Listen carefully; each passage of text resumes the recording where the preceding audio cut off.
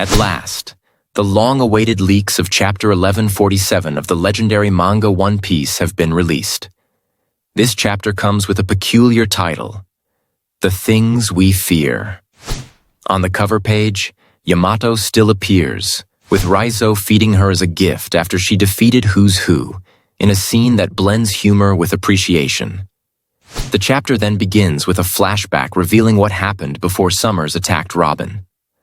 Saul tells her that the Holy Knights are immortal and extremely difficult to defeat, which is why they must hide and help the children instead of engaging in direct confrontation. The scene then shifts to Gonko, who sets a trap for the Straw Hat crew. When she sees Brook, she recognizes him and places her foot on him, demanding that he become her musical slave. However, he fiercely refuses, having sworn loyalty to Luffy. Meanwhile, Jinbe searches for a way to defeat her and deal with her threat. Later, Summers announces that they are holding 10 children hostage, including Skoppergaben's son. They demand, as conditions for their release, the destruction of Elbaf's schools and libraries, and an oath of allegiance to the world government. At the end of the chapter, Gaban and Robin prepare for battle, vowing not to allow such injustice to happen again. They march together toward the battlefield with a spirit that knows no retreat. Despite the crew's strength, they remain powerless against the Holy Knight's regeneration ability. A mysterious power that is difficult to deal with or even understand. During Luffy's battle with the Gorosei in the Egghead arc, it was evident that he was struggling to affect them. Every time they were struck, they regenerated rapidly, making it nearly impossible to defeat them. This seemingly infinite ability makes it hard for anyone, no matter how powerful, to find a way to stop these formidable enemies. As the events unfolded, it was revealed that Gonko also possesses the same regenerative ability, raising many questions about how to deal with them.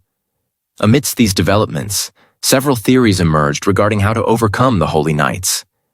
One such theory suggests that Skoppergaben, who had a long history fighting against the world government alongside Roger, might hold knowledge on how to counter this regeneration ability.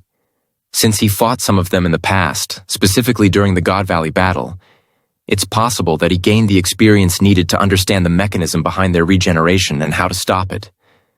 On the other hand, some believe that Luffy, being the new sun god, might possess a unique power that enables him to confront this phenomenon.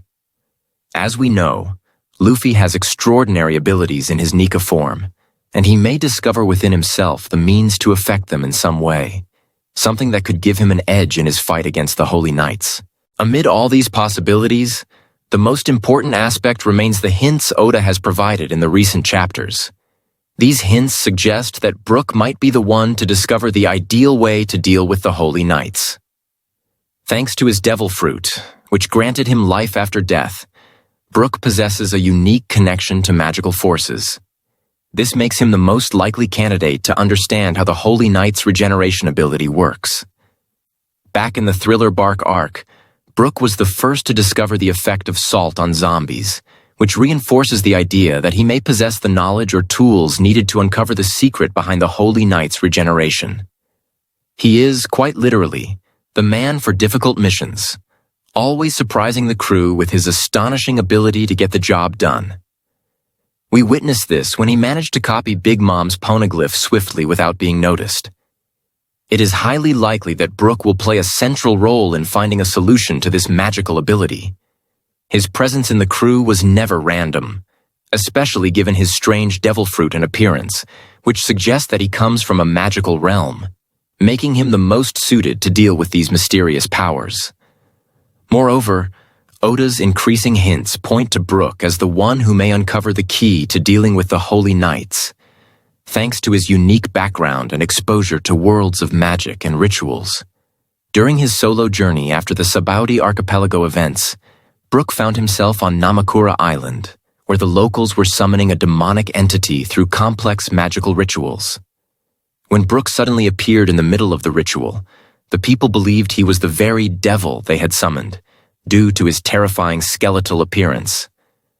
This experience exposed Brook to strange magical rites, very similar to the circles the Holy Knights use for transportation and sudden appearances, as seen in Elbaf. Hence, Brook's importance does not merely lie in possessing a fruit that grants him immortality, but in having encountered the world of rituals and magical symbols before. It is possible that, through his sharp observations or his precise musical memory, Brook might connect what he witnessed in the past to what is happening now, making him qualified to understand the nature of these circles, or even find loopholes within them. Thus, Brook's contribution may stem from his prior knowledge, rather than from his devil fruit itself. He might be the one to discover that the secret of the regeneration ability doesn't lie in some superpower per se, but in a specific ritual or magical symbol, something that can be deactivated or broken. This information alone could be the key to victory in the upcoming battle against the Holy Knights. Although Brook is not the physically strongest member of the Straw Hat crew, his unique personality and his memory, which spans over 50 years, make him a living encyclopedia of the supernatural and the unusual in the world of One Piece. He is the only member of the crew who has lived in a dead body, witnessing, during his long years of solitude on the broken ship, unnatural events that left a profound mark on his understanding of what is dead and what is alive. This experience, although not directly related to his devil fruit, may have granted him a deep sense that allows him to distinguish between spirits and strange energies. It's likely that this sense is what will lead him to understand the nature of the regeneration ability possessed by the Holy Knights, especially since this power doesn't seem to stem from an ordinary devil fruit, but rather appears to be part of a magical ritual or an ancient curse tied to Imusama or the history of the ancient kingdom. On the other hand, Brook is the crew member most familiar with ancient symbols and texts. He is a musician and a skilled sheet music reader, and he has previously shown proficiency in analyzing patterns and symbols, whether in relics or in magic, as seen during the Thriller Bark arc. It is known that magical rituals, whether those that appeared on Namakura Island or the circles used by the Holy Knights, rely on precise symbols and organized incantations. Here, Brook could play a role similar to Robin's in reading the poneglyphs, but from a different angle, understanding ancient magical rituals and linking them to techniques for transportation or regeneration. Perhaps Brook will be the first to notice that the same symbol that appeared under the Holy Knights when they emerged from the circle in Herald Castle is the same symbol he saw on Namakura Island, engraved on the stone altar he fell upon, or even etched on the walls of the temple. There is also the possibility that Brook, due to his spiritual experience and his musical sound domain, could be able to break the regeneration by using a specific sound frequency.